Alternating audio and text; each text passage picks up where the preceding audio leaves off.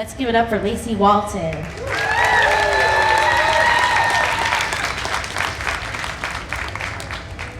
Thank you so much. It's such an honor to be here. I'm going to start my presentation tonight with a short 15-minute film that I made that's going to really explain a lot of the why behind some of my work, and that's the topic that I want to talk about, is why do we make the art that we do? So it's truly an honor to be doing this and be here at the college. So thank you everybody for having me, and really excited, so let's go. Beauty is entirely subjective, just like art. What's beautiful to one person is ugly to the next.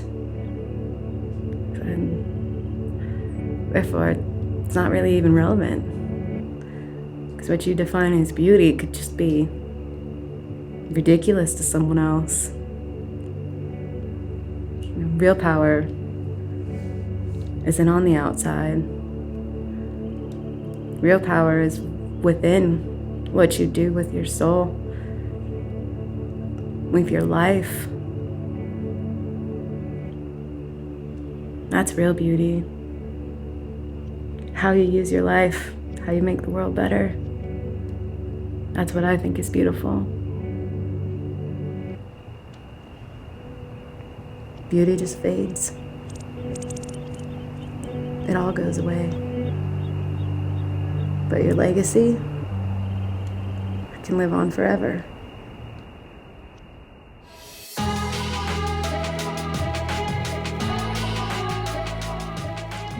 Just a person.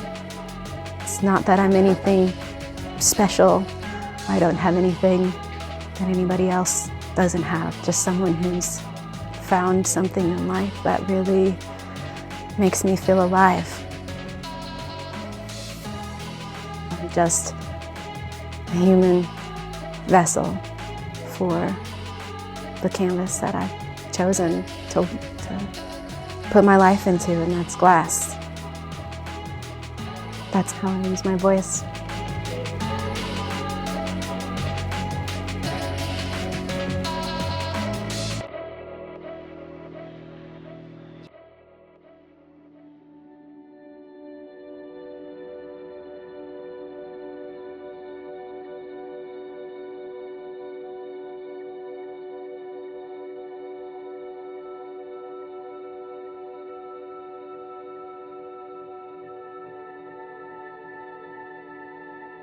Previously in my career, it's just been about surviving. Blowing glass has been about paying the bills and about improving my craft and technique and trying to make awesome work, but there wasn't really any sort of substance behind it.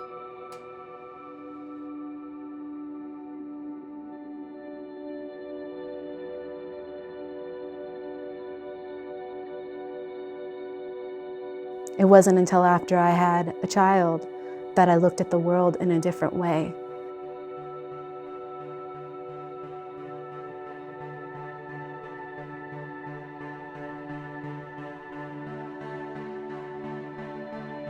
This body of work is very significant to me. It's something that I've spent the last year working on physically and in my mind, really trying to piece together this important message. And the show is called Seasons of Change. And it's really talking about not just my own personal journey through change in becoming a mother and all the changes that I've gone through in the last couple years, but it's really about the change in society and our connection with nature.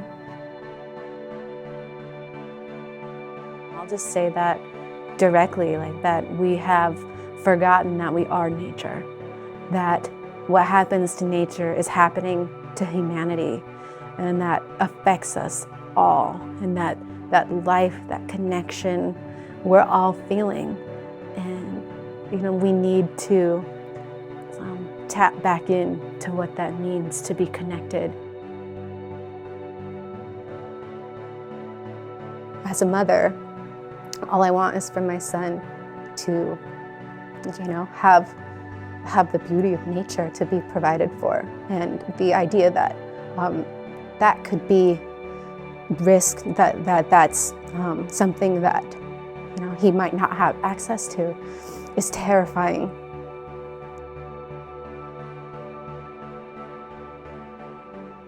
I feel like I have this calling to help make the world a little bit better in the only way that I know how, and that's making my art. And I have to really get over my insecurities and self-doubt and the feeling that I've had my entire life of not feeling good enough, because there's been times that I've let those thoughts prevail, and it's left me stuck and stagnant. And I realized that I do no service to humanity if I just keep quiet and let those fears take control.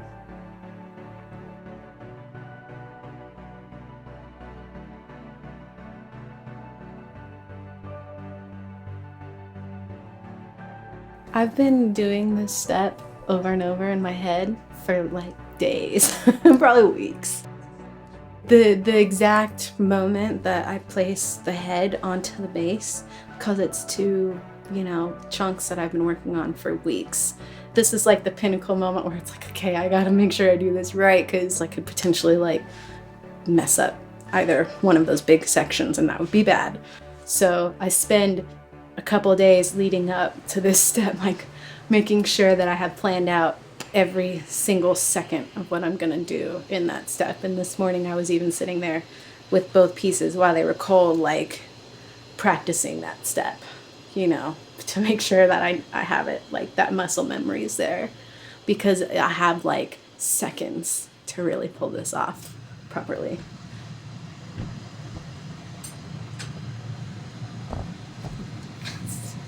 So weird. What? Seeing yourself? It's just weird, yeah. Oh, look, let's see, my serious face. Yep. I'm going to have the head piece in this hand, and so I'm going to be heating up the neck of the head in the torch, while at the same time my trunk is going to be here, and I'm going to be heating up the neck of the trunk with the mini torch. So I'm going to get both of those as hot as possible, and then I'm going to come over here and set this down on there, and that's it. I have to save myself, do the least amount of steps as possible, set myself up as much as possible for this step so that nothing goes wrong.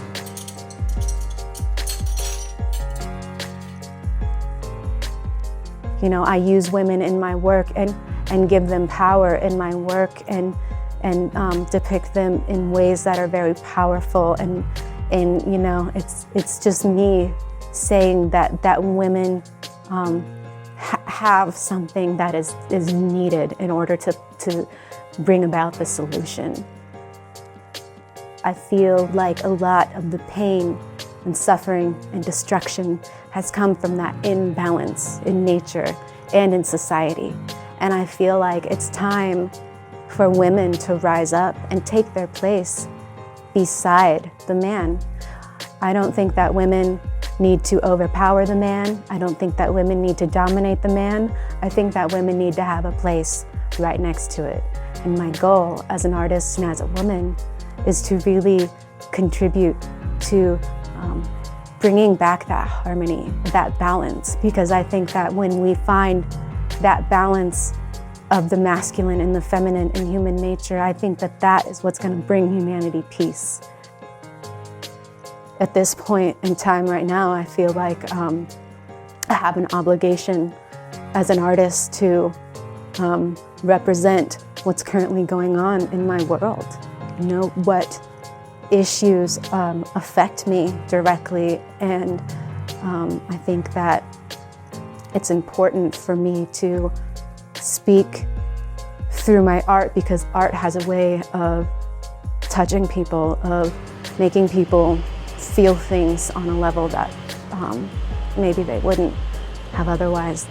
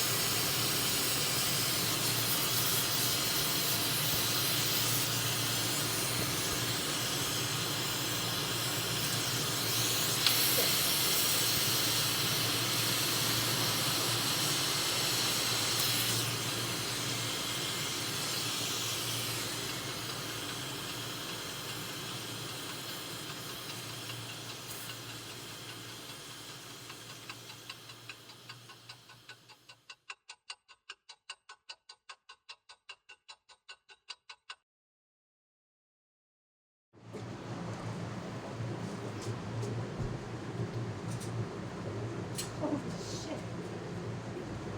Heavy.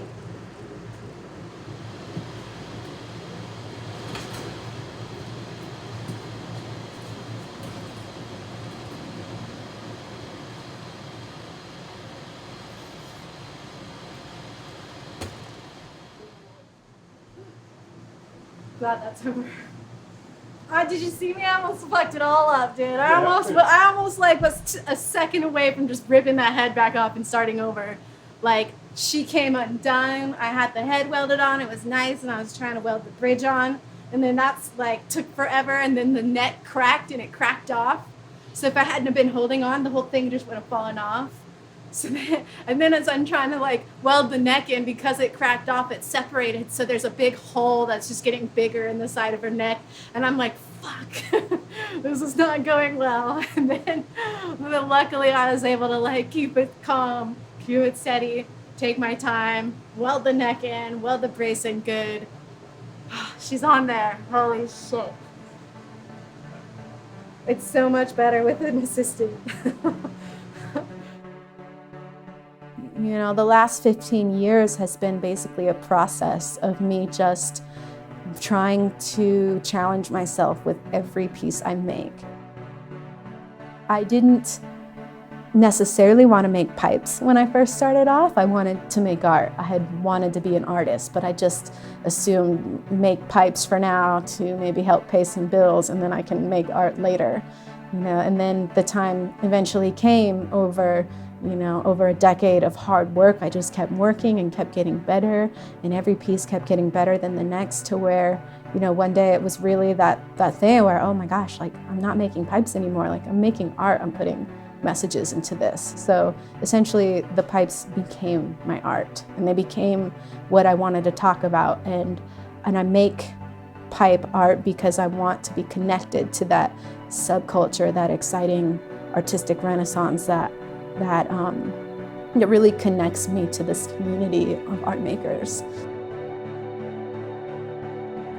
It's my greatest hope as an artist that people can look at my work and receive the messages of hope that I'm trying to send. There is room for everybody to contribute to the solution in whatever way they know how. And for me and my personal experience and my personal journey, making glass art is my way to contribute to the solution. And so it's my greatest desire that people can look at my work and receive that message and make a change within themselves and start to do something about it. I want my son to have courage and to not be afraid to do things that are hard for him. I didn't just chop off my hair just for fun or just for effect. I did it because I realized it was a weight on my spirit. I did it because I'm ready to embody the change that I'm asking other people to.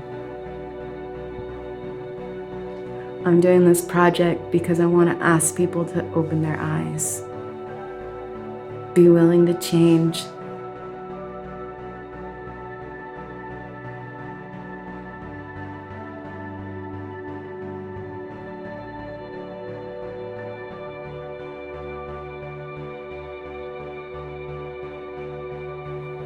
I want my son to be proud of his mama and to think that she is brave and strong and beautiful, no matter what her hair looks like.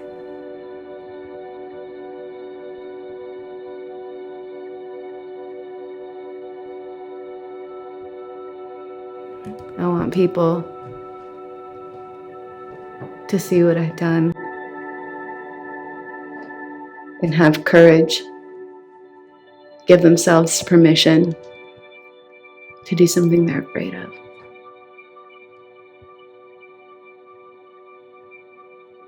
And that's when the really good shit happens.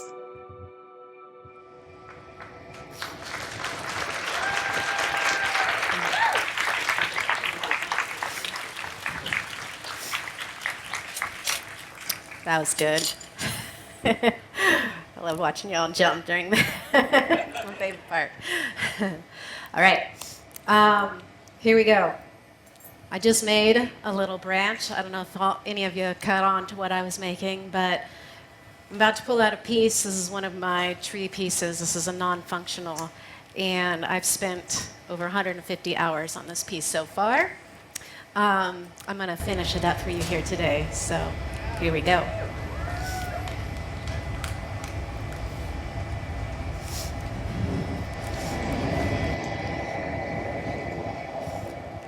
Okay, I need you to grab this and just hold on to it and hand it to me whenever I set the piece down. Yeah. Yep, go ahead, grab it. And then lift up the kiln. Thank you.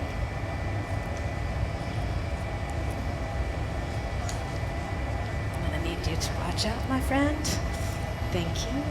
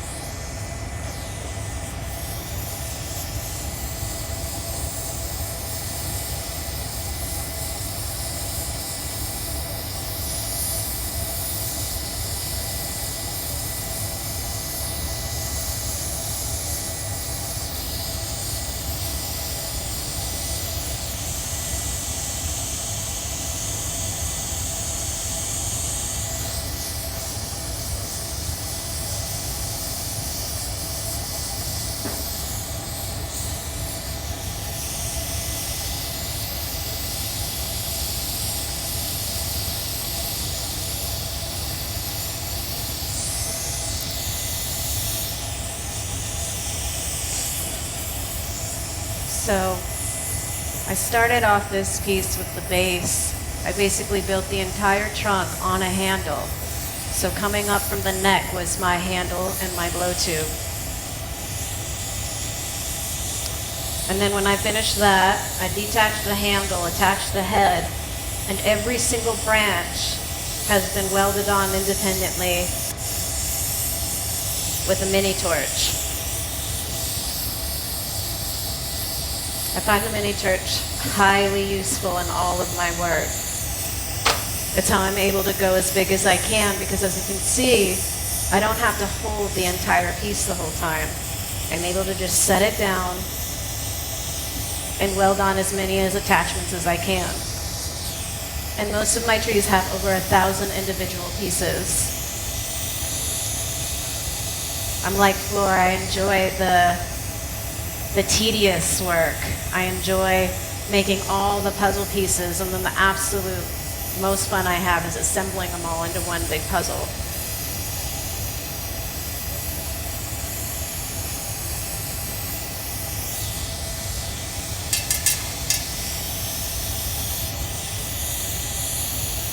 So I just attach a branch. I find a place to bridge it while I make sure it's welded on.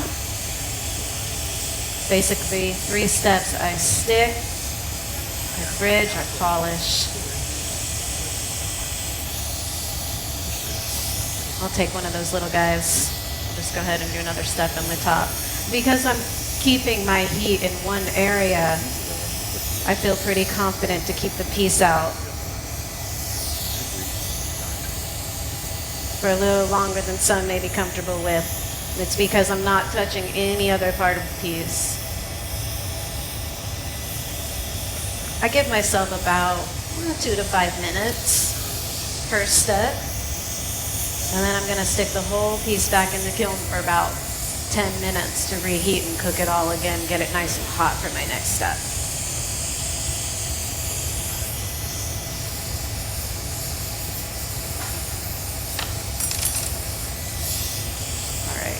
I think after I take this bridge off, I'm going to put it in the kiln, so be ready for me, boys.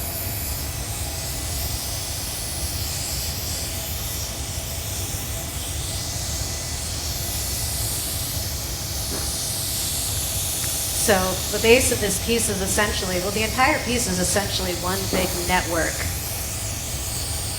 Everything is attached to 2 points aside from the leaves.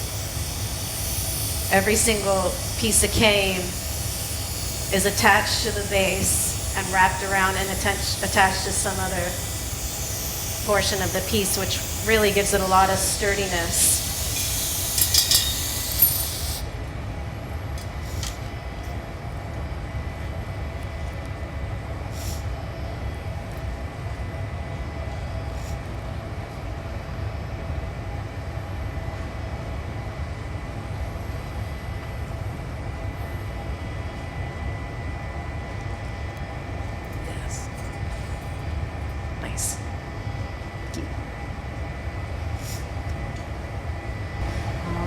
Start on sort of a bigger branch for that middle opening. It was really hard for me to figure out how to do a demo in an hour and a half when I spent hundreds of hours on my pieces. So I thought, I'll just do all the work, hard work ahead of time, and we'll do the finishing touches, and you'll all get a really good idea of kind of how my process goes. Probably a good idea to move that camera. What torch am I using? What colors? Oh, yes. So I'm making the branches with sienna. So I got some 26 mil clear, and I've layered Glass Alchemy, just one layer of sienna over it. I really like this maple syrupy color that it makes. And for the rest of the piece, I'm sure you noticed a lot of dichro, a lot of really beautiful shiny on there. I love shiny dichro glass, so I have my friends over at Golden Gate Glass Tubing. They make me some custom glass, some custom dichro tubing, and so that dichro tubing in there is gold dichro over sienna, and then I have another custom, which is the honey badger, gold dichro over honey badger. And so I like to do a mixture of hollow and solid in my base, just to give it texture.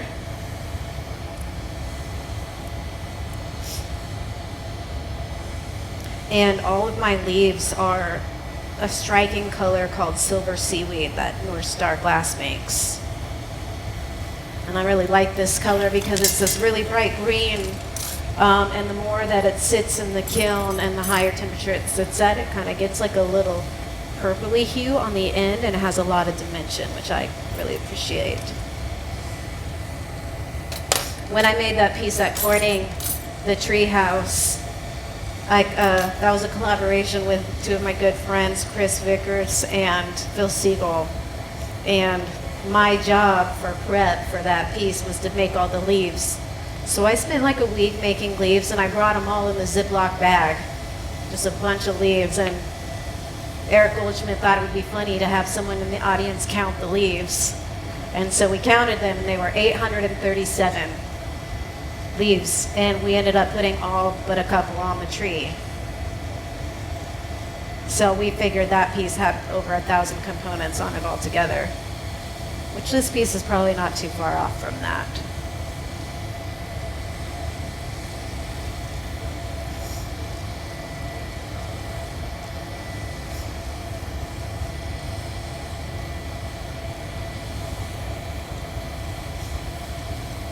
So a lot of my work is really organic. I'm not necessarily making a bunch of pieces like Legos and assembling them together. It's, I like to call it kind of like progressive sculpting, where I'm essentially just filling in negative space.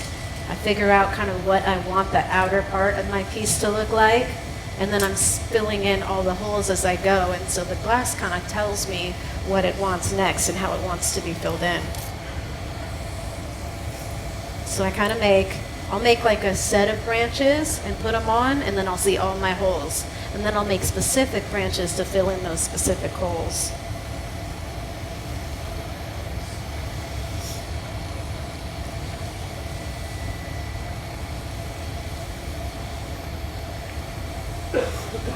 So, tell y'all a little story time. It's like get cozy. I got a little fireplace right here behind me. It's keeping me nice and warm, like a fireside chat. What do you think? Nice. So, I remember it very clearly. I was 12 years old. It was 1995. And my uncle, actually two of my uncles, were living in a little town in Oregon, in southern Oregon, called Ashland. And I went over to my uncle's house to visit, and I walked over to this shed in the backyard that he had. I open the door and I see this flame going, what the heck are you doing? And he told me, I'm making a pipe. And I was like, what? And I'm like, you have glass? You're melting glass and you're making a pipe? Why are you making a pipe? Like, of all the things you could make with glass, why a pipe? He's like, I don't know, I think it's cool, I don't smoke. You know, I was like, okay, whatever. Like, I just couldn't, I was so fascinated with glass, but I couldn't understand. Like, you have this really cool medium and this torch. Why are you making a pipe? Just didn't understand it. Later on, in high school, you know, kind of became the family business. My mom ended up marrying a pipe maker, and her, my stepdad, my uncle, and my little brother all learned how to make pipes in the late 90s. And they opened a head shop in a little town in Northern California called South Lake Tahoe. And so, you know, naturally, I was the girl, and so I was stuck up by the front desk, and I was selling said pipes. And I always was very, very interested in what the guys were making in back. See, we had 8 torches set up. So all the guys in the back were making these little spoon pipes for production for the front of our store, and that was our family business. And that's how it went for a while. And, you know, my family, a little bit about them, you know, they were unconventional. Northern California, hippie, stoners, skaters, punk rockers. They were rebels, kind of according to society's terms. And so, what do you do in high school? You rebel against your family. But what do you do when your family are rebels? I rebelled, and I was the good kid. That's exactly right, my friend. I went to church. And I was heavily involved in church from the time I was a sophomore until I graduated high school, and was so connected into that community that I even went to Bible college for a year. And I did missions trips. And, you know, I was really judgy. I hate to admit it, but I was super judgy of my family. Like, couldn't understand why they smoked, thought it was bad, thought it was against the Lord.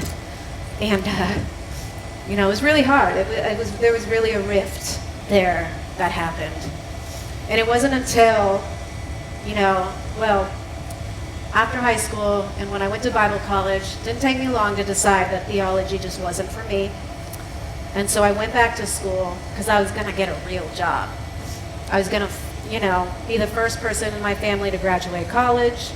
I would be a teacher, a writer, a doctor, some shit, and prove to them this is what it means to get a real job and not be a degenerate. But what happens when you go to college? You get turned on to the dark side. So when I went to school, I put myself through school for 2 years and, learned to appreciate the pipe culture and community, let's just say. And after school, after 2 years, I moved back in with my mom and was like, you know what, put me on this torch. I have always been fascinated. I'm not going to be judgy, I promise. I want to try this. And in my head, I'd always been a creative student. I took a lot of art classes. Really, my first art love was ceramics and sculpting. And so I just thought to myself, you know what, I'm just going to make pipes for right now, make a few bucks on the side, and eventually I'm going to make art. I'm going to take this cool medium that I've never seen anywhere else, and I'll make art eventually. But for now, I'm just going to learn the ropes. So that's what I did. I started making pipes for the store for my family. And it was a fun, family business. A couple years down the road, I still wasn't convinced. Went back to school, made pipes on the side, paid bills, bartended, made pipes, baristaed, made pipes, went to school, did all of those things all at the same time. And then it eventually happened where I was able to support myself just making pipes. And that's when I really started to build a community and started to meet people. I started traveling and meeting all these cool people, like-minded people. I started competing. I started going to the trade shows, and I started to develop an identity. I was a part of something bigger than myself, and it sucked me in. It became my passion. It became my community. It became my people. And the more that I got around and the more that I traveled around the world, I realized that nobody else was doing what we were doing. It was very rare, and we were pushing it. We had competition, but it was healthy competition. We were collaborating. We were working with each other. We were innovating. We invented all these new borosilicate colors and tools and equipment. This kiln over here was designed by a pipe maker. Now, we used to say, when I started, there was only maybe a couple dozen colors in boro. Now I would guess there might be close to 1,000 at this point.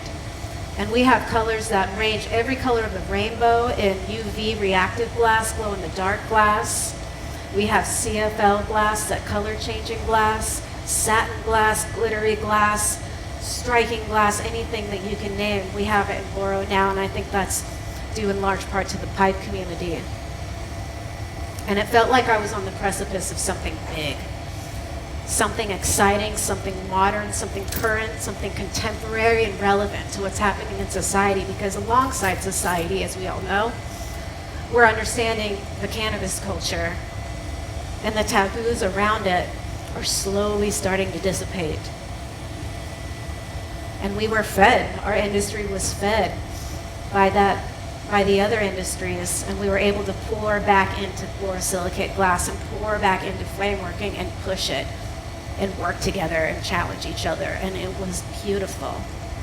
It made me who I am, and it will always be a part of who I am.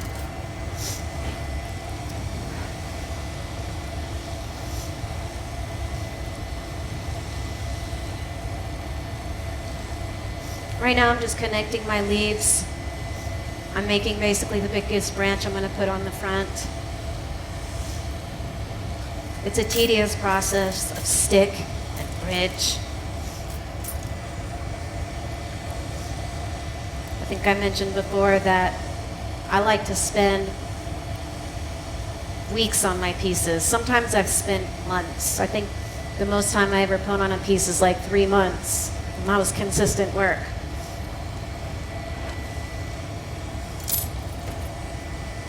Very intricate glass does not like to be rushed. She likes us to take our time.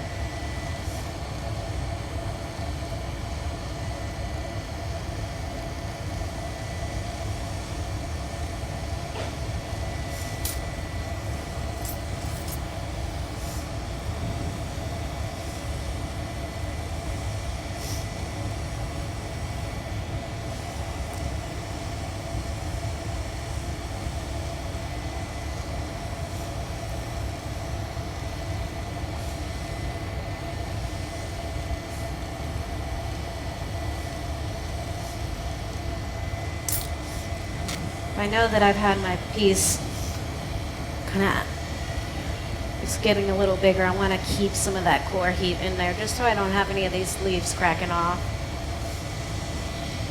If anybody's wondering, I'm using a GTT Samurai torch. I believe it was designed by Kabuki, the marble maker. It's got a really great center fire. Very great for marble making. I believe it's a phantom centerfire.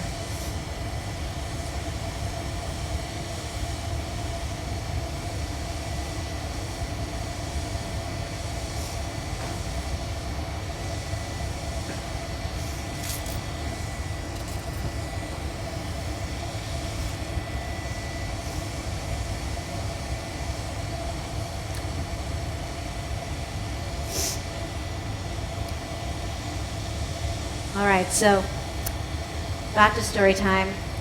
I'm living this big, awesome, wild and crazy life. My entire 20s goes by in a blur, and I'm on top of the world.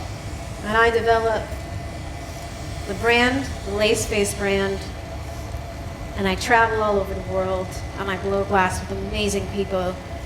And I meet my husband, now Scuba, up in the back, Halo. He happens to sell glass, which is very convenient for me. And we got married. And then I had an existential crisis. I got pregnant. And, you know, as happens when you become a parent, everything shifts. The identity, the big, wild, crazy, beautiful life that I had, all of a sudden got very, very small. And a couple months into my pregnancy, I wasn't able to blow glass anymore because I would get too sick when I get on the torch. The heat and the fumes were just too much for me. So I had to stop blowing glass. And after 12 years of blowing glass all day, every day, and that's who you are and how you identify, it was a shock, to say the least.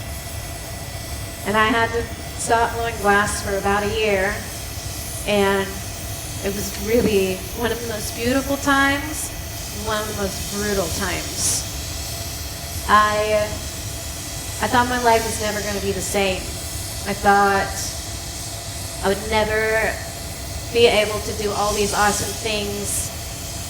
But really what scared me was that I would become irrelevant, that people would forget about me. So by the time I was able to get back on the torch, and my son was about a few months old, and I was able to get back in the studio slowly but surely, I was hungry. Like, hungry. Like, I knew that my time would be so limited in the studio that when I went back in there, it had to count. I wanted to make stuff that was exciting. And so in Ashland, there used to be this little dichro glass company called Dichroic Alchemy. And they made this beautiful dichro tubing. And I was in there one day buying some glass. And a lot of times what inspires me is glass itself. A lot of times it's the colors. And so I'm looking at these tubes and I see this vibrant canary tube with like this ruby red dichro over it, and I see this lava tube and this glittering gold dichro, and I see this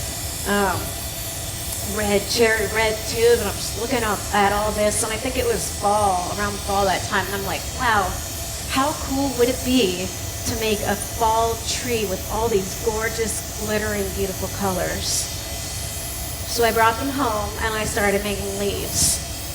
I didn't know how I was gonna do it, but I knew how to make sculptures and figures. I made a lot of female forms at that time. So I thought, okay, I'm just gonna try to like wrap one of my female forms and put all these leaves on it and see how it came out. And it took me a couple weeks, but I made this piece, and it was like this experience. It's like when it was done, I was like, where did that come from? Like, it didn't look like anything I had ever made before, but it was really surprising. And I just knew that I wanted to make more of them, and so I thought, okay, this is autumn tree. Let's just make like all 4 seasons. And so I started winter tree. And winter tree I kind of picked up off and on. She was hard. And I met this film crew, and that's when we filmed. And you saw me putting that together. And if you haven't seen it, the winter tree is actually in the Wheaton Art Glass booth in the back. If you haven't had a chance to see that one in person, it's back there. And so I made the winter tree. I made a spring tree. It's just like this lady with a vase. Her head is exploding with vibrant flowers, because I love making glass flowers, because come on, they're beautiful. But summer was hard for me. Summer was the last one of the series, and I was like, well, how do I make a summer tree? Just like some big leaves, like what do I do? And it just so happened that this was 2018. And it just so happened that this was the time in Northern California that a wildfire broke out that summer. And a little town called Paradise was burned to the ground. And I don't know if any of y'all remember that, but it wasn't too far from where I was living in Southern Oregon, and it shook me.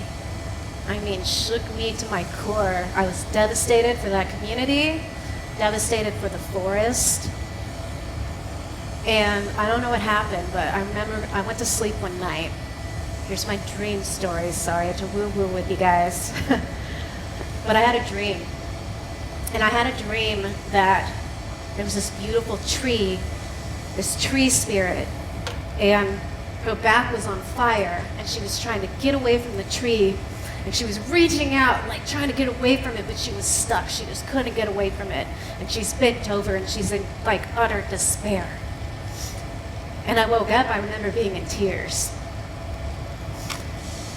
And I was just scared to make this. I was like, no, I can't put this in my series. This is like intense. Like, I don't know if I want to do that. Like, who's going to buy that? You know, all these stupid questions that I asked myself. And it took me a couple months to get the courage, but this image would not leave my head. I just could not get it out of my head. And so finally I'm like, okay, universe, I get it. I'll make it. So I made this piece, and to this day, it's one of the most emotional and profound pieces I've ever made. It doesn't feel like it came from me, but it feels like I had practiced and I had prepared and I had put myself in the mindset to bring this piece to life. That something was beyond me.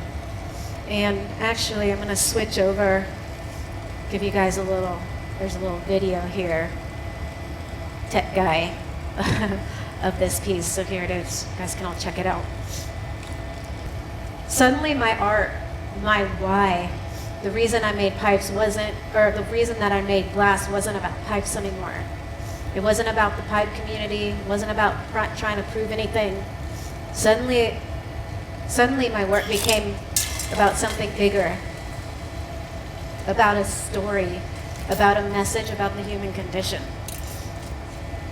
And it made me feel more alive and more excited about my work than I'd ever been. And I just knew that I wanted to chase that feeling.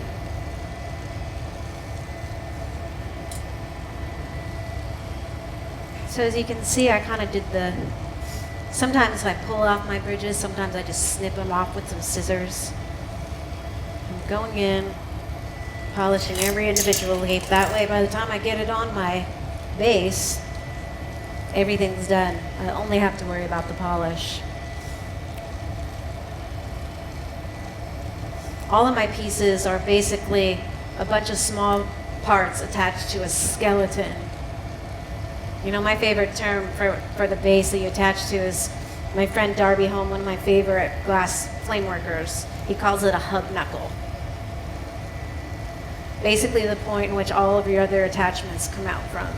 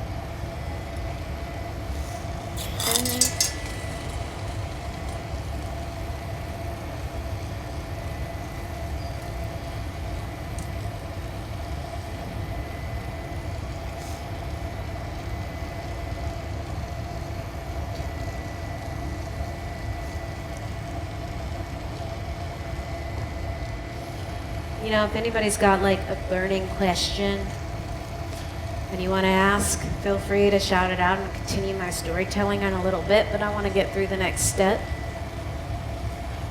But it sounds like you could drop a needle in here so we would hear it. So does anybody have any like burning question they want to ask? Yes, ma'am.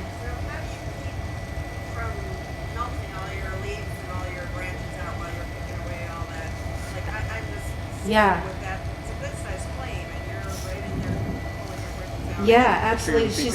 She's asking, how do I keep from melting all my leaves together with my flame?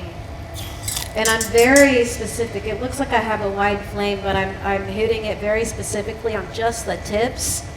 And even like the flashback on all the flames, kind of keeping the rest of the pieces hot. As long as I don't hold it and keep it, it's like I keep turning it. As long as I keep moving it, there's not enough actual flame and heat to move the base of the pieces. It's really just about like always keeping the glass moving. And so even if the flame hits some of these leaves for a second, it's not long enough to make it move because boro likes to be stiff. It kind of takes a lot of heat to move it, which works in my favor in this circumstance. Anybody else? Yes. Yeah, it's pretty stiff and hard. We got a question. Yes. So when you first smoked the devil's lettuce, who made the pipe in your family? Well, I didn't smoke one of my family members' pipes when I first smoked.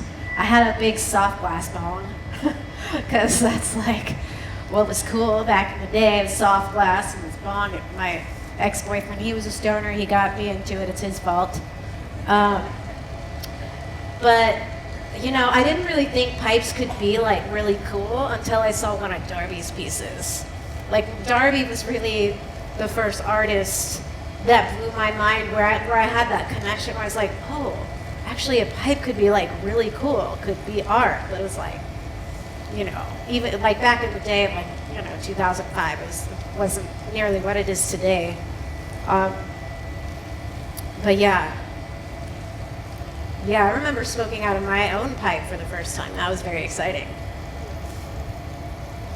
It's like this little like chunky little wonky thing, and I tried to do wrap and rake. It didn't work out so well, but it was my second day of blowing glass, so I was really proud.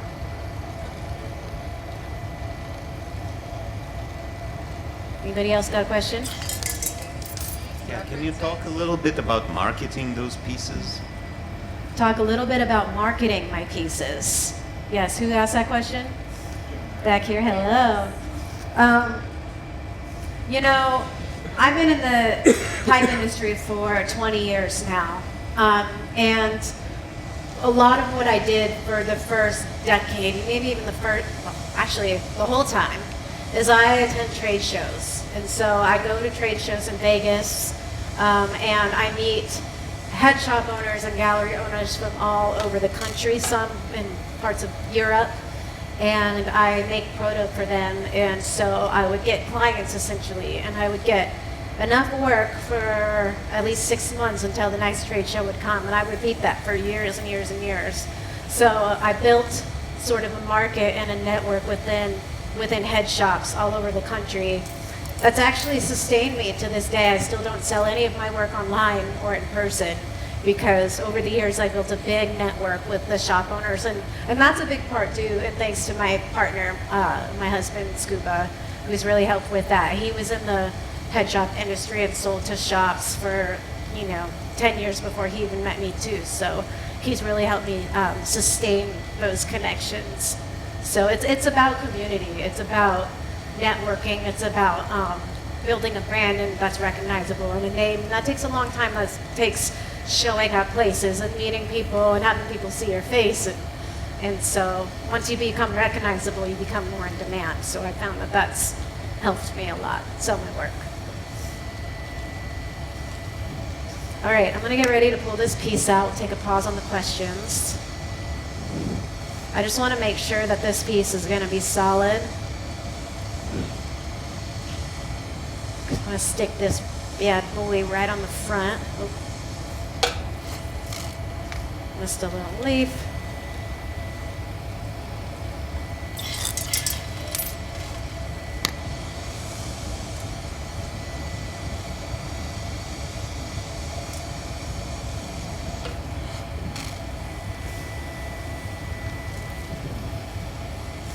Second.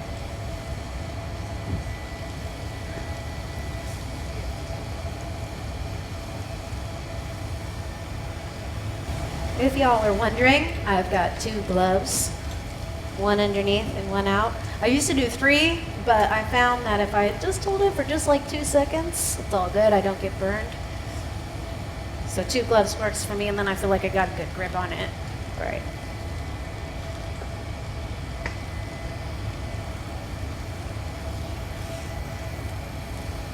Woo, she hot. Okay. Thank you.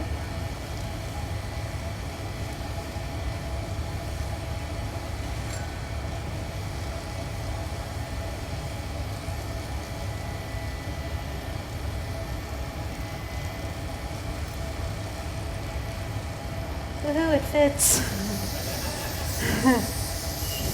I forgot to measure it before I put this in the kiln earlier, so I was hoping and wishing and praying it would fit. What's that? Yes, it does not fit sometimes. Sometimes I have to like tweak things in the moment. The branches are really nice because they're very organic.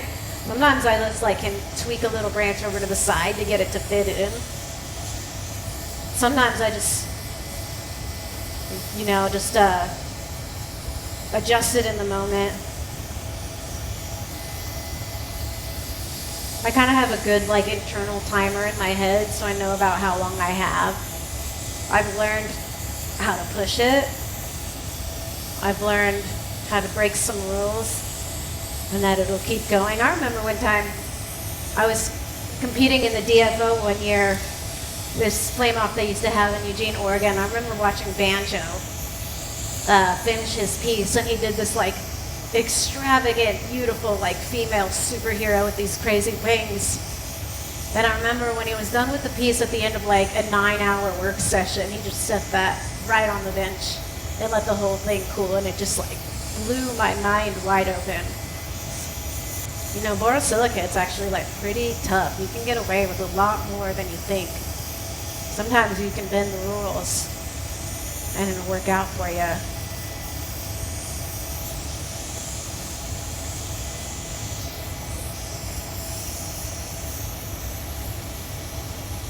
If the piece is well made, I wouldn't recommend this, but if the piece is well made, I could sit here and work in the top and let the entire bottom just cool off to cold.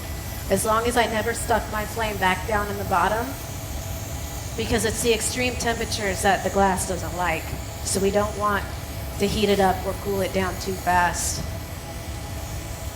I don't recommend that. Maybe practice small.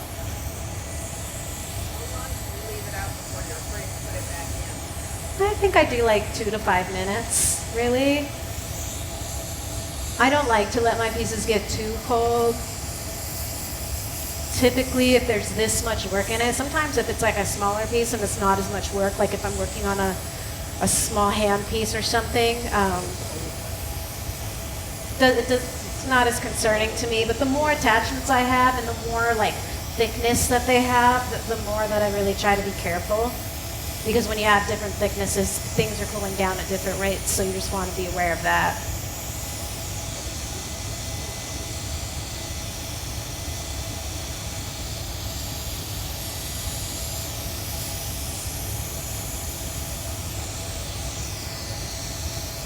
Alright, looks like she's welded in there. I see about 2 more spots that need to be filled in.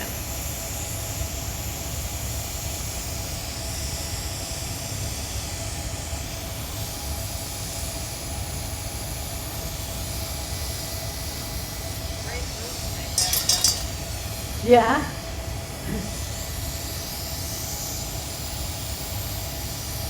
I don't know if y'all noticed, but I have this awesome Lazy Susan right here. It's one of my favorite tools. When I get this piece off in a minute, I'll show you what's underneath. It's basically like 2 metal plates and some ball bearings that my little brother made for me. And I don't know what I've had this thing for at least 10 years. I don't know what I would do. I don't know if I'd be able to make the work that I do without it. Otherwise, it'd be really, really hard to maneuver something as big as this. And that's like a lot of the questions that I get, like, how can someone as small as you make some pieces as big as you do? And it's like, the truth is that like I found shortcuts and ways to take the pressure off of having to hold a big piece of glass. Just like out of necessity. And I came up in the glass world, in the pipe world specifically, where like big headies were the thing.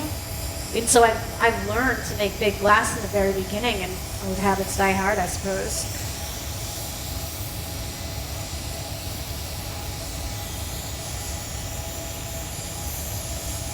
But I've learned ways to make it easier on myself. Having an assistant helps. Yeah. I try not to do those big moves alone anymore. Sometimes I'll call in a buddy like, hey, I'm putting the head on, I need some help.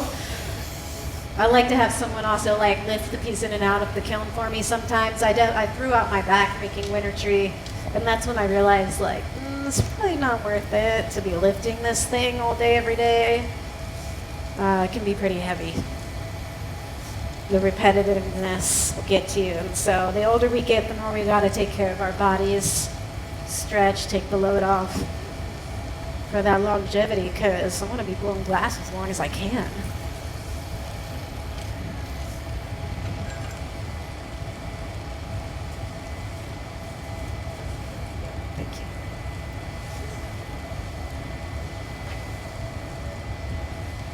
Right.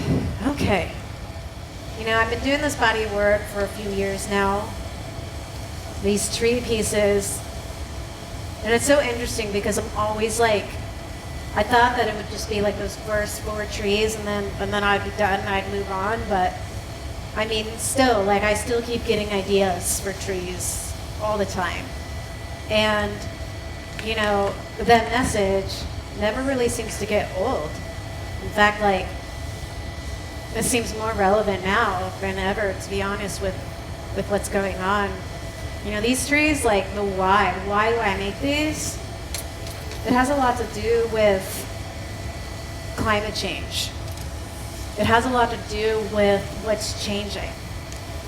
You know, I grew up in Southern Oregon, and right now there's a lot of wildfires, and I'm seeing my home in a drought. I'm seeing rivers and lakes dry up. I'm living summers through smoke, and I never when I grew up, you know, my entire life living there I never experienced that, and now it's a common thing to have basically smoke pollution all summer long, and it scares the shit out of me, to be honest.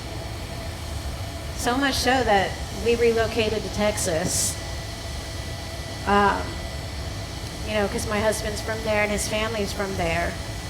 But I remember, like, one day my son was about 3, and we have this like cute little farmer's market in our town that we were living in, and I was loading him up in the van. It was a Tuesday morning, and I'm out in my driveway, and then I see like a bunch of these cop cars just like racing by, and I'm like, what the heck is happening? This is weird. So I get in my van, and I kind of like drive down the street. I drive 2 blocks away, and I can just see this huge column of smoke. And there's a helicopter already there, and this entire field, like the size of a city block, is lit up. And of course I flipped out, went back home, grabbed my dogs, grabbed my computer, grabbed whatever I could grab, and I got in my car and raced up to Grants Pass to my grandparents' house. I mean, I was scared. I thought my house was gonna burn down. It was like a block away. That fire is called the Alameda Fire, and that fire ended up taking the 2 towns next to my town because the wind was blowing that way. Had it been blowing the other way, it would have taken my little town. And so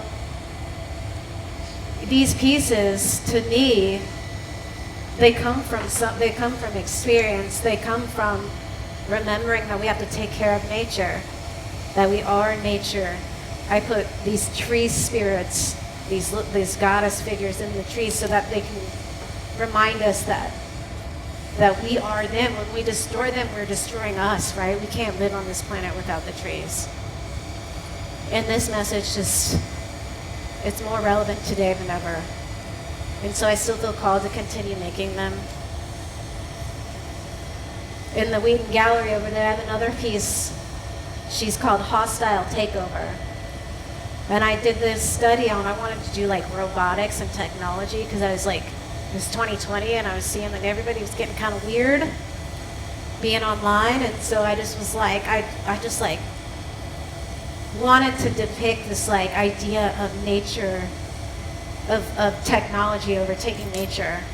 And so I used like all these little robot, like light bulb shapes, some little Maria Boldi shapes, and I just assembled them all over this tree. Probably the most intricate piece I've ever made to this day, but it's just like, not all of my pieces are super literal, some of them are more conceptual. But they all have messages, they all have stories.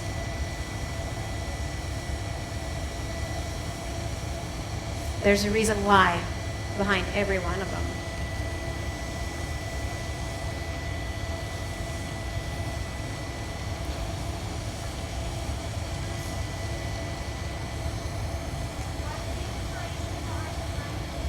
Yes, good question, Morgan.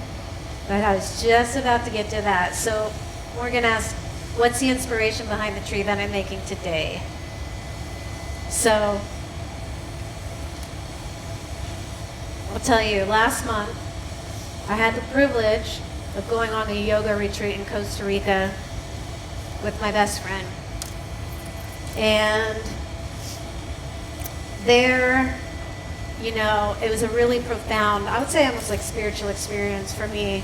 We stayed in this little surf town near the beach, and we were in the jungle, and we learned about some Buddhist principles, some yogi principles, and there's this one pose that we were doing, and I remember I was like laying down in meditation, and I saw a tree. And I saw her in tree pose. So in Buddhism, the Sanskrit word for tree pose is Vrikshasana. And so that is the name of this piece, because I was really moved by the connection that I felt with nature there. And I don't know if any of you have ever been to Costa Rica, but it's a very special, very healing place. It's a blue zone. So blue zones are different places around the world where people live the longest. I think there's one in like Osaka, Japan. There's one in India.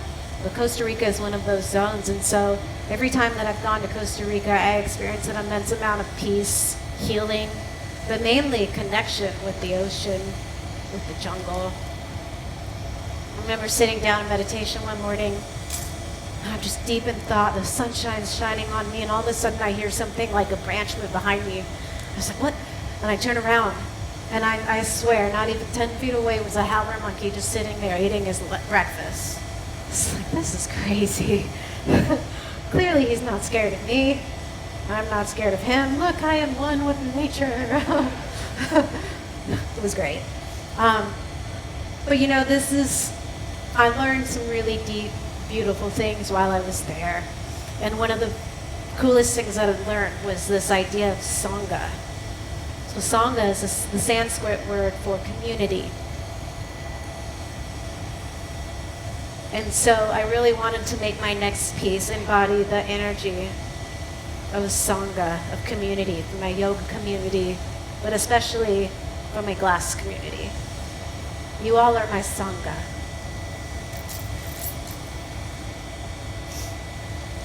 So what's significant about tree pose is that the tree pose is a pose that is meant to help you bring balance. It's meant to put you in the present moment, because you have to balance on one foot with one leg kicked up. It teaches resilience and strength.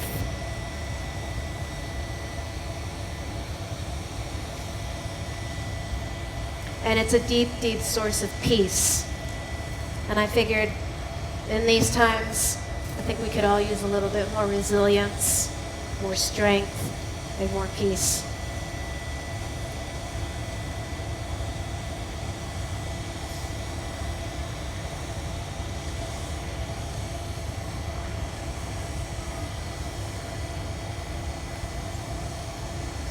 This piece is about being rooted into the ground,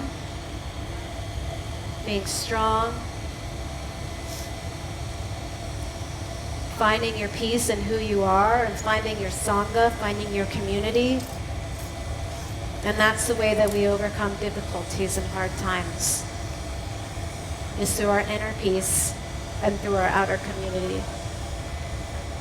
Trees are so cool. Like, there's all these studies now learning so much more about trees and how they communicate with each other. They have these intricate underground like fungal networks where they communicate with each other, where a sick tree will actually send nutrients across the forest or to another tree. Like the healthy trees will send their nutrients to a sick tree to keep it alive. They all communicate with each other underground in ways that we don't really understand still. They're so cool. They're such cool creatures.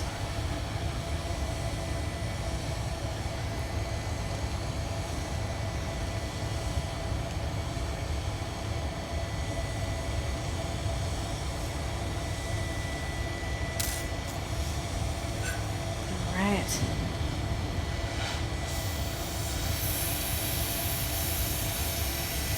So this is my last little guy I'm going to put on the front. Or on the top.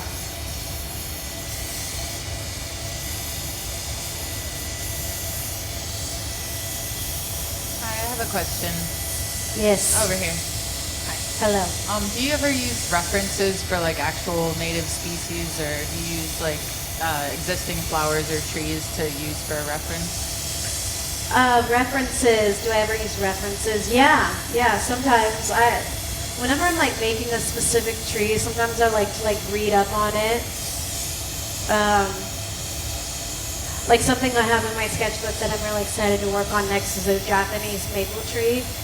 And so I'm kind of learning about the way that it kind of fans out to kind of protect itself and its root base, which I find is really interesting. But yeah, I like to learn a little bit more about the things that I'm making.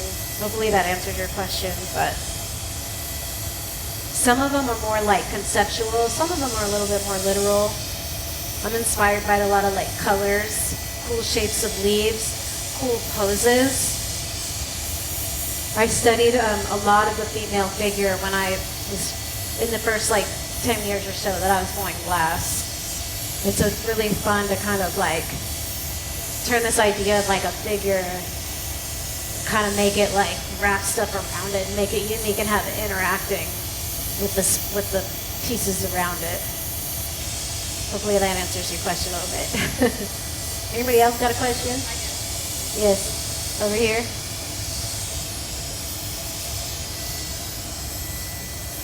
Thanks, Lacey, for everything. This is really interesting. I love everything you're doing. So thank you. Yeah. Thank you. What is the most important technical skill you learned in pipe making, and what is the most important artistic skill that you take from that? What is the most important technical skill that I've learned from pipe making? I would say that for me personally, pipe making taught me composition. Composition, I think, is really important. And I'll say, like, I didn't go to glass blowing school. I didn't take glass blowing classes. I learned from my peers. It was like the school of life, and I got to work with some of the most amazing pipe makers, and they taught me a lot. And one of those people was Buck, and I remember when I worked with Buck, and the way that he assembled, where we built this pirate ship, and he hung half of that thing out of the kiln, and half of it was cold, and half of it was hot, and the way that he assembled everything together in this big cage and worked at it, I don't know, it made me realize what was possible with glass. You don't have to have glass on a handle, and so being able to compose glass in different ways, and making pipes taught me how to make glass strong too. So in my work, while it looks very fragile, it's actually not. A lot of my work is bridged in at least 2 places, so everything is on there solid. You're not going to have long chunks kind of flying off, because I'm so used to making pieces so that they can be handled and held. And so I feel like that is always kind of that's part of my artistic vocabulary, and that kind of carries, even if I just make non-functional, it's that aspect really carries through that I learned from pipes. And then the second question you asked was what was it about art, artistically from pipes? I think that the best thing I could say is my community. There's so many amazing, unique, weird, cool people in the pipe community who have such different styles and voices in their work. And one of my favorite things is when you see someone's work and and they make something like monsters or something, and then you meet them in real life and they're kind of goblin-y, monstery themselves. They kind of have this weird quirk about them. You can really see people's individual personalities coming out in their glass, and that's one of my favorite things. I love the weird, and so that's really present in the pipe community, is a lot of really cool individual voices and vocabularies. So thank you for asking that. That's a good question. Another one right here. I'm not sure if I'm gonna be able to hold the tree, in real life, one day. Yeah. So I'm just really curious about how heavy they are. What does it feel like to hold? Yeah, absolutely. So, like we were saying earlier, they're actually not too bad to hold. The trunks actually make really good handles, and because every single cane that I use is wrapped around and it's welded somewhere else, it creates a nice handle. And so I've weighed my pieces in the past. So for example, the winter tree back there, she's about, I think 13 and a half, 14 pounds. I do not like to pick her up. I leave that to my husband most days. But these trees, they're a lot of glass, and I would say on average, they're probably about 8 to 12 pounds, which is, it's not too bad. It's not comfortable to hold a big piece of glass like that, but they're sturdy, they're solid, and, they can be handled.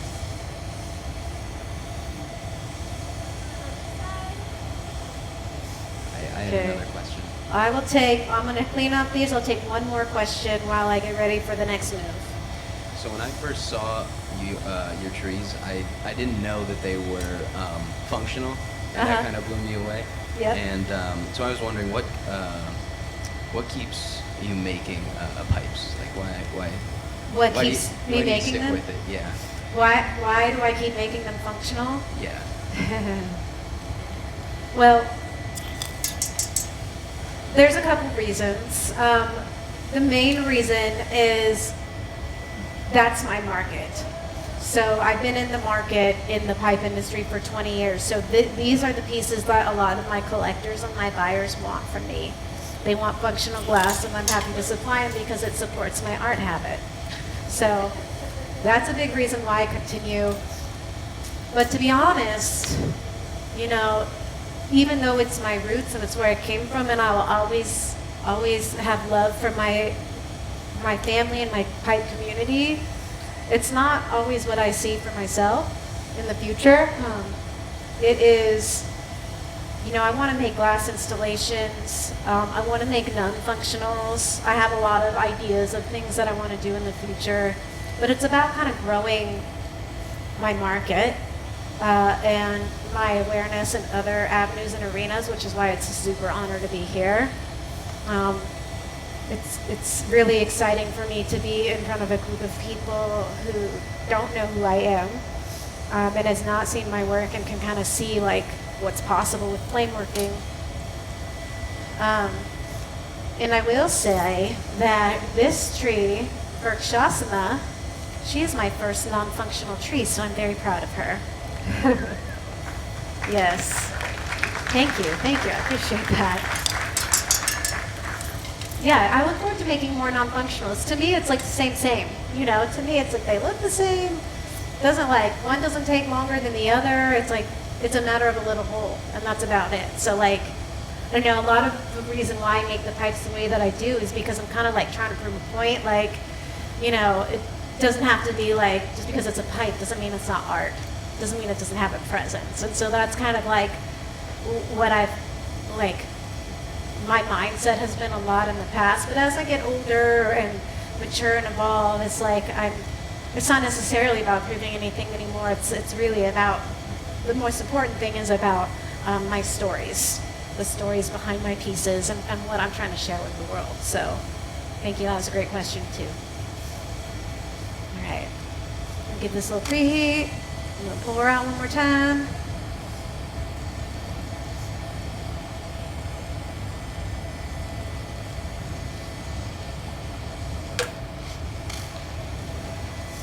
Keep it just barely hot on the end there. Thank you.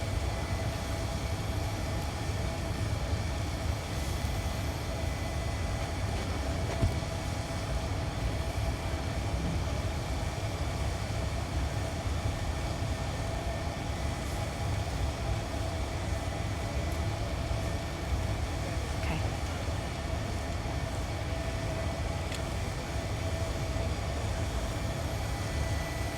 Ew. She is hot. Well, hello, darling. Sometimes I like talk to him. Sorry, I'm a little weird. Thank you.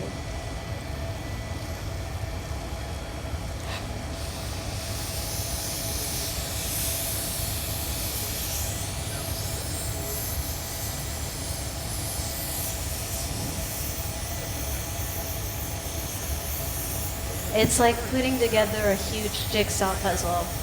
It's so fun. I highly recommend it. I figured.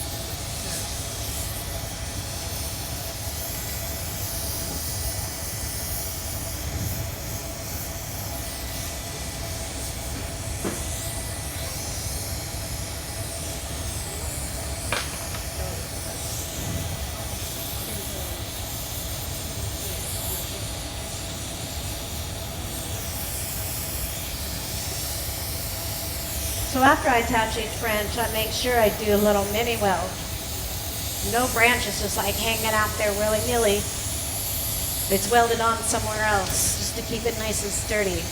And that's some of the pipe making technique for you.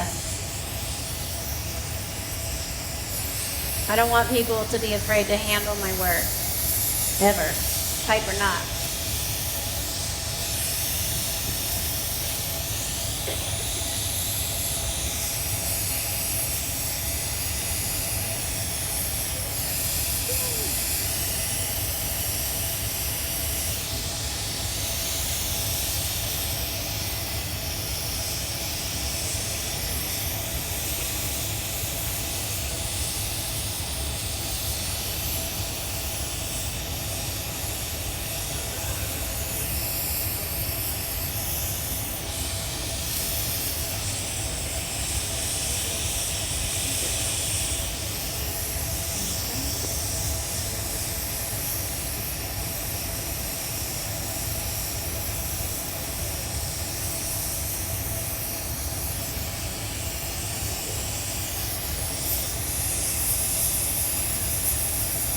So, you know, the theme of my presentation today is why. It's like, it's the most important thing that I can leave you with is that, you know, maybe just sit with that and think about why you want to blow glass, why you want to make the things you make. Maybe you figure out that your why changes when you ask that question. Maybe it leads you down another road. But as soon as I started getting clear on my why, that's when I felt like I was on the right path. You know, it's crazy, like, I was watching Floor's presentation last night, and I've seen these guys in India, you know, making their glass beads, and I just like couldn't shake the feeling like, wow, like how crazy that I was born in this place in this time in history. Like that I was exposed to not just pipe making, but to flame working. That I got exposed to this rare medium that, you know, you don't see in a lot of places. Like, you know, what if I was just like born in India? Like, what would I be doing right now, you know? And it really, like, puts things into perspective. Like, we can't help who we were born to or when or where. We just have to, like, do with what we got and make the best of it.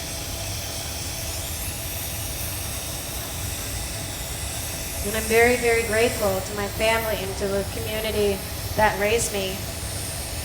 I'm so excited for what's next.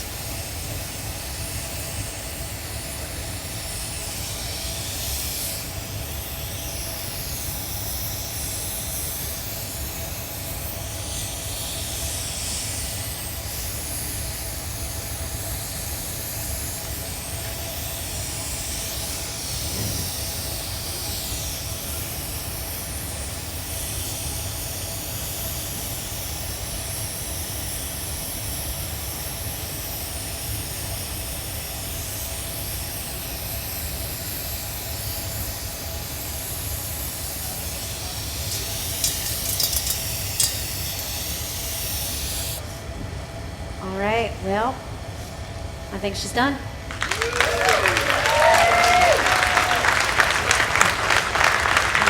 Thank you, Lacey. Thank you so much. I want to just leave you all, yes, questions, but real quick, let me put this piece back, and then I want to leave you all with a little quote that I found that sums up this whole talk.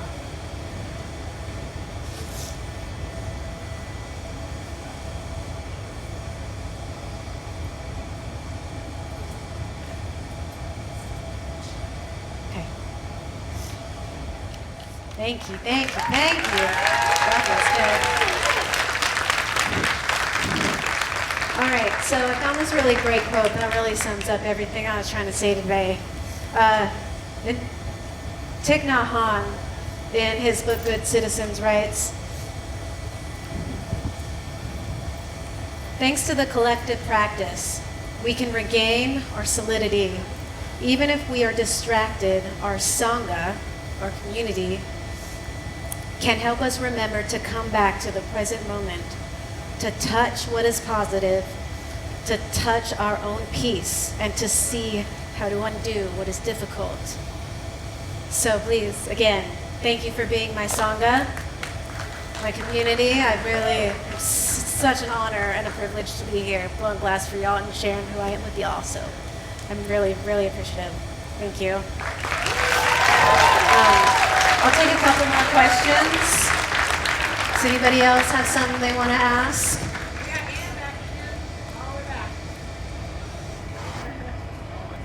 Okay, I have a quick question, yes, and then I have a longer question. Great. You must have a refractory that you have on top of your Lazy Susan, correct? Yes, I have a piece of Hardy Backer. Well, actually, let me show you this. I didn't get to show you earlier. So I have on top of Hardy Backer, you can see she's pretty beat up. And then I have a kiln brick, like kind of a big kiln brick with a hole in the middle. And this is the cool part. So this is basically two pieces of metal with some ball bearings underneath.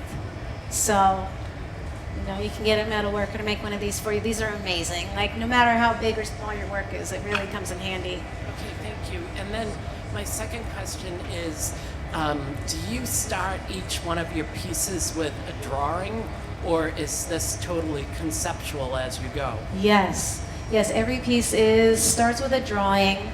And I love what Bondi said last night about order of operations. Because order of operations is incredibly important when you make a large scale piece. So what I'll often do is like, I'll have kind of the vision and I'll sketch out the main vision, and then I'll kind of like work backwards and break down the main components, and I'll like kind of sketch out the skeleton first, and then like kind of get like a idea of the pieces and the sizing and where they'll go, so that I kind of know the order that I want to put them in, so I'm not getting myself into any corners. So yes, good questions. Yes. Are all the tree trunks hollow? Is that all tubing? Yeah, so And is majority it built on of rod or? yeah, majority of them is hollow tubing. I put little tiny relief holes in them, so they're hollow, like canes basically pulled out to like this big. And I'll wrap them around each other, so it's a lot of hollow sculpting and on a solid connection. But I also mix solid canes in there too, just for like extra texture and stuff. So it's a combination of hollow and solid. Yes. What is the approximate weight of that piece that's in there, that tree? If I had to guess, I would say like maybe 8 or 9 pounds. Yeah. Right here. I was going to ask you to elaborate more on that, the base part. Like you do the relief holes, like you make the canes ahead of time, or you're doing it as you go? Yeah. So I do on the base, I make like a batch of canes to start. I kind of start with like a cylinder on the bottom. Like this piece in particular was a cylinder on the bottom, and then my hollow female sculpture above that. And so then I have like a bunch of my canes pulled out, and I'll start at the bottom. And I'll like make kind of like it sit good with the first couple canes, and then I'll add on another layer of canes on top of that, then on top of that. So there's like a couple layers on the bottom, and then they wrap around the top. So working from bottom to top in layers. That makes sense. Awesome.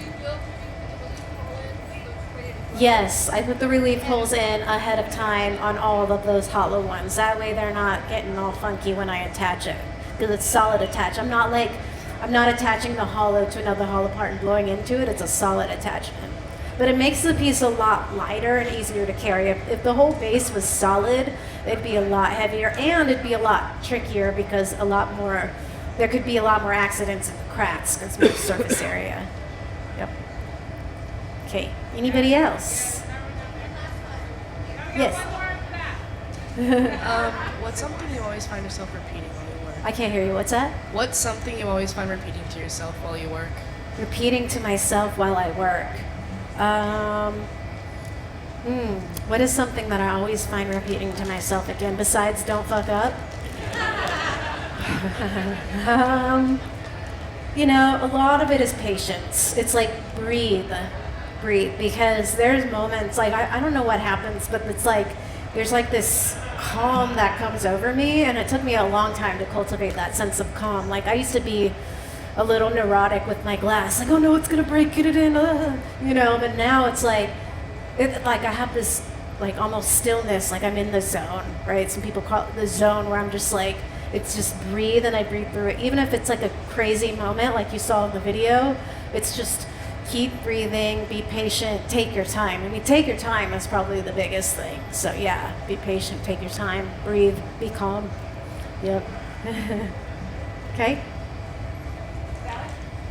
Have you ever, as things get larger, considered using a lathe or a ring stand to hold the pieces? Yes.